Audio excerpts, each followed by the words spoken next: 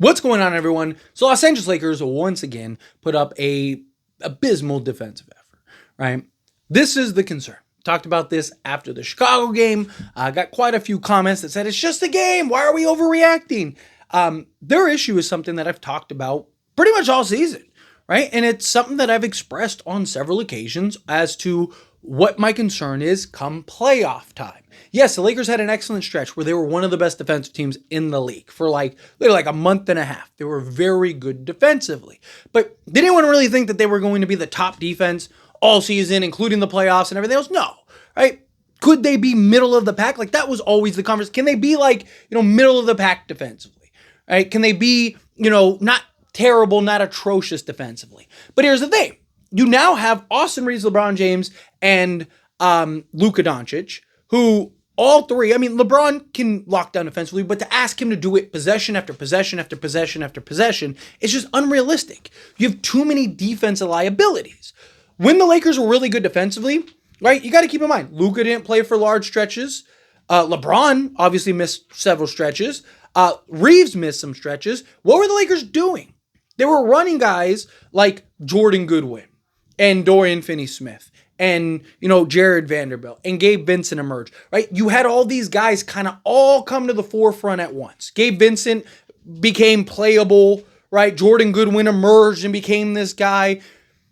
Teams are now starting to, you've seen it with the Cavs even, right? The scouting reports out. So now teams kind of have a better understanding how to deal with them.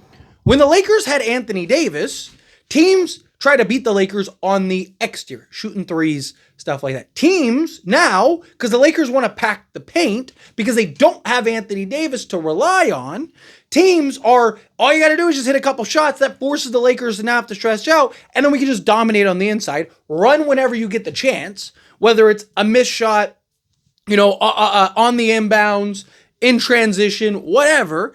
That's the goal. Guess what teams are going to do from now on? All of those things. Right? Every team is just going to try to push the pace, attack the paint, right? Because you don't have that interior force, right? Jackson Hayes. I love Jackson Hayes. You're starting to see all the things that I talked about as to why he's not a starter, right? He has to be a starter. I'm not saying you don't start him right now. You don't have a choice. You got to live with what you have to live with. But anytime I'm like, hey, we really need to find a center in the offseason, I get quite a bit of comments that are like, what are you talking about? Jackson Hayes is the guy. He's not. He doesn't rebound well. He's not disciplined on the defensive side enough to where you can rely on him and where teams are concerned and worried. During that stretch, again, we were excellent defensively. Jackson Hayes was actually statistically the best defensive player in the league. He had a 101 defensive rating, or 102 defensive rating was what it was, right? But again, guys have stretches. Orlando every year has a month stretch where they're one of the best defenses, if not the best defense in the league. Teams go on stretches. Teams go on runs. Lakers went on an 8-game win streak, then immediately followed up with a 4-game losing streak, and they've lost 7 out of the last 9 or whatever it's been, right? Teams go on good stretches, they go on bad stretches. Lakers need to be serviceable defensively. My concern is I don't know if they can be. Because I don't know if you're going to be able to have the balance necessary. It's why I wanted Rui to go to the bench, which hopefully he stays there, right? And it's nothing against Rui. I think Rui has his contributions to this team.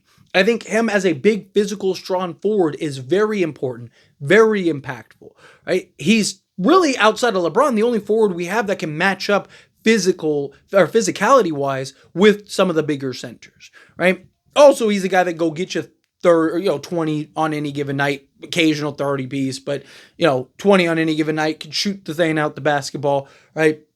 Score some in some spots, operate in the mid-range, right? There's value in Rui. But even with just Dorian Finney-Smith, you run the issues and concerns of you don't have enough defensive versatility. I see a lot of people that are like, if Dallas could make, Luka and Kyrie work, how come the Lakers can't make Luka Reeves work, right? Well, because they also had, Daniel Gafford, who's 7 feet, 245, 250, and is at an above average defensive center. You also had Derek Lively, right? Who is a better Jackson Hayes. And then you had PJ Washington, who was literally the anchor of their defense and an excellent versatile defender and a legit two-way guy, right? He really bought in defensively. And then you had Derrick Jones Jr. last year that was literally like the premier 3-and-D guy. Like he shot above 40% and was like clamping folks up. And they had a bunch of other defensive pieces off the bench, right? Like that was the difference.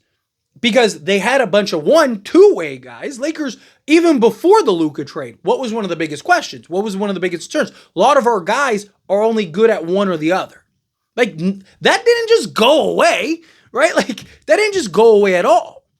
So, to me, Lakers are going to need to figure some stuff out, right? Lakers are going to need to look to, maybe switch up the starting unit, right? Like I said, Lakers, for a lot of those games, were running, Jordan Goodwin and Dorian Finney-Smith with, Jackson Hayes. Why? Because they give you the dirty work. They give you the hustle plays. They're two guys that can get out there and defend out on the perimeter, but also are excellent on the interior. Rebound well, do all the little dirty work. They're the scrappers, the dirty work guys. You need those guys. You now took away one of those guys to put in a non-scrapper. Like LeBron James isn't a scrapper, he's a star. Right? Stars aren't scrappers, right? They're the guys that are there to do everything. They're there to score and assist and do all the things. LeBron is LeBron. He's ridiculous. And he can defend himself. But he's not diving for loose balls every possession and, sacrificing his body play after play after play. And he shouldn't have to. He's 40 years old in year 22. I'm not saying he doesn't go for the occasional loose ball or he's not, taking the occasional charge and stuff. We've seen him do it. We're talking about play after play after play, possession, switching, doing the dirty work, doing the hustles, right? Like, that's what you had guys like Jordan Goodwin and Dorian Finney-Smith. That's what they were doing, right? And so now you got to figure out, can Luka, Reeves, LeBron, Jackson Hayes, and then Dorian Finney-Smith as your sole defensive piece and scrapper, right? Like, because again, Jackson Hayes isn't good at defending the interior. He's not good at protecting the paint. So, I mean, even in like the Jokic matchup, what were we doing? We had Rui defending and Jackson Hayes as the help defender, right? So you don't have that reliable center that you can count on. You don't have that guy on the inside that you can trust to scrap with the big boys, right? And be that rim deterrent and be the guy that can cover the ground, right? You don't have that. So now Lakers have to kind of pick their poison. Well, you saw Chicago start to knock down a couple threes. You saw the Orlando Magic start to knock down a couple threes. So now the Lakers are like, okay, well, we got to get out in there and defend that. And you had a team in Chicago that had good interior big men and a team in Orlando that have good interior big men, and they punished the Lakers, right?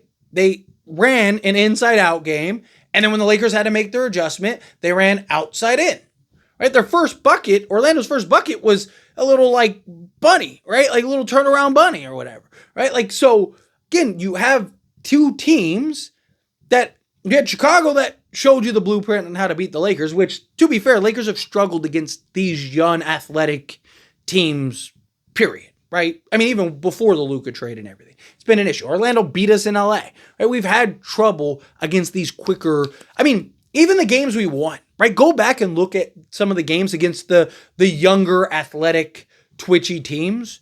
Go look at some of those games and look how close they were.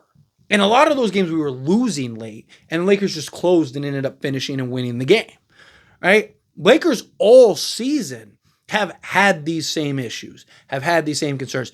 The difference now is you don't have Anthony Davis to protect the interior, right? So we were getting torched, but we were getting torched on the perimeter, right? Well, now Lakers were really good defending the perimeter, and teams were like, well, let's just go inside because they don't have protection. Right? So they just pounded on the inside. Chicago dominated on the interior. Yeah, they took 41 threes, but they dominated us on the interior. And so did Orlando. Orlando dominated us on the interior. Again, shot 43s, but they dominated us on the inside.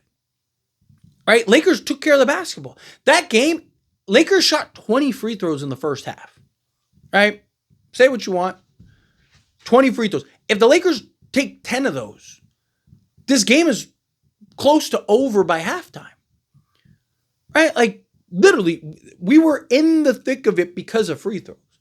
There was like a point where we were like 18 to 20 or whatever from the foul line, or 16 to 20 from the foul line. Literally, that take away half those points, it's 8 points. We're only up 2 at halftime, right? And you got to keep in mind, that slows down the game. That slows down Orlando's momentum, right? That causes them to have to make adjustments, do all these changes and stuff. Right? Like, that game might have gotten ugly very quickly and very early on. I have concerns about the defense. I talked about it. People try to justify it's just the game. It's not just the game. This is something that has been a problem all season long. I've just said repeatedly that, hey, Lakers can get away with it during the regular season, but what about the playoffs? I said the same thing last year, and we ran into Denver, and we got smacked again. Right? When the offense is cooking and everything's looking great, great. But then you run into that wall that is the lack of offense, and your offense starts struggling, and you're not hitting shots, and then you can't defend anybody. What happens? You get smacked 2 games in a row. But anyway, as always, this is a discussion, and I pass a question on you. Let me know your thoughts and opinions down in the comments below. What do you think? How do you feel? What are your thoughts? Do you agree with me? Disagree with me? Do you now kind of agree with me? However you feel, whatever your thoughts are, I love to hear it either way, so let me know down in the comments below. That being said, if you haven't liked this video, hit that like button. Helps me not, so we enjoy these types of videos, and I truly appreciate it. Not subscribe to the channel, hit that subscribe button. Turn on the bell notifications. Appreciate y'all. See you in the next one.